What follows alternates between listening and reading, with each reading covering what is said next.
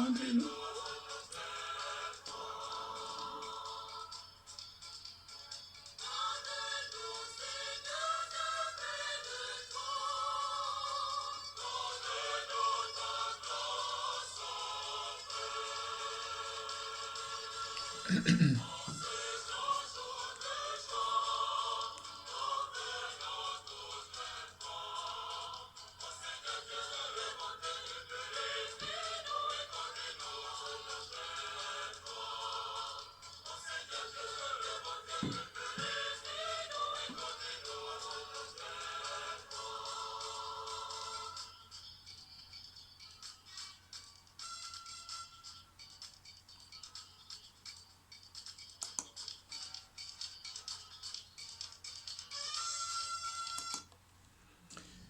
Ok, chers amis, je vous salue dans le nom très saint de notre Seigneur Jésus-Christ.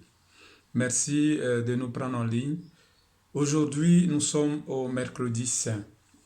Le mercredi saint est caractérisé par ce qu'on va appeler la trahison de Judas. Matthieu, en son chapitre 26, les versets 14 à 25, nous raconte cet épisode. C'est une triste histoire.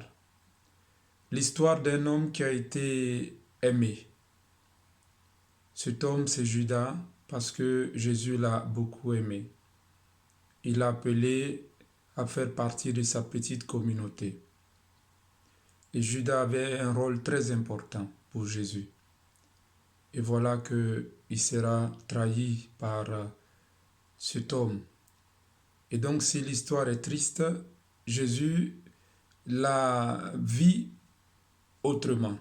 Et je crois que c'est un peu ça. Nous devons nous laisser guider par cette façon de faire de Jésus, par cette façon de voir les choses de Jésus.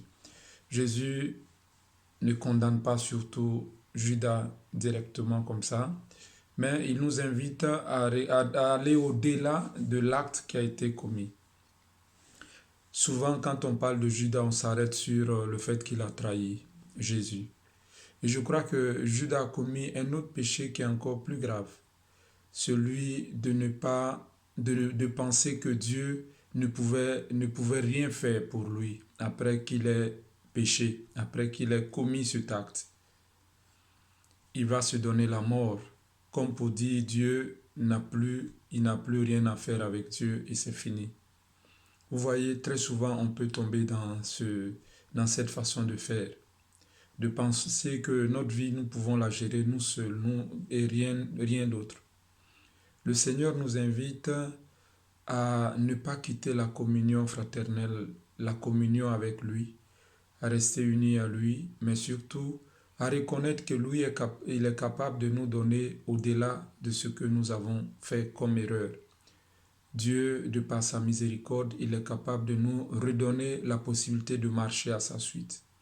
Et je crois que c'est cela qui a manqué à Judas. Prions le Seigneur pour qu'il nous donne cette grâce-là, de savoir être toujours avec lui, rester dans sa communion, de savoir venir à lui pour demander pardon pour toutes les fois où nous avons mal agi, mais surtout d'accorder le pardon à nos frères et à nos sœurs. Cette grâce, nous pouvons la demander pour nous-mêmes et pour tous les autres.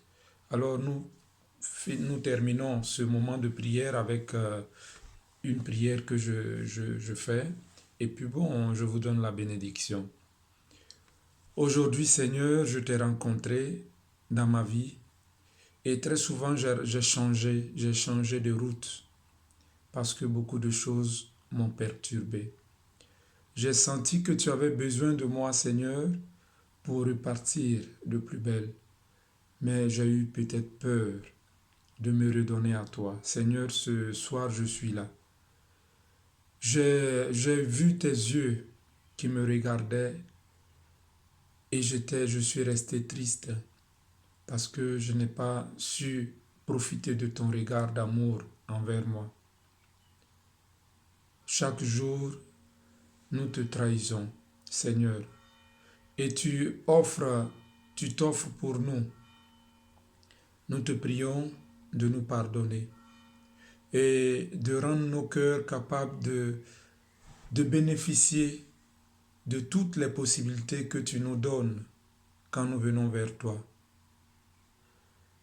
Seigneur, montre-nous ton amour et donne-nous ton amour afin que nous puissions t'aimer au-delà de tout, aimer nos amis, nos connaissances et tous ceux mêmes qui nous ont fait du mal, commençant par aimer nos frères et nos sœurs avec qui nous vivons. Nous te le demandons par Jésus le Christ, notre Seigneur.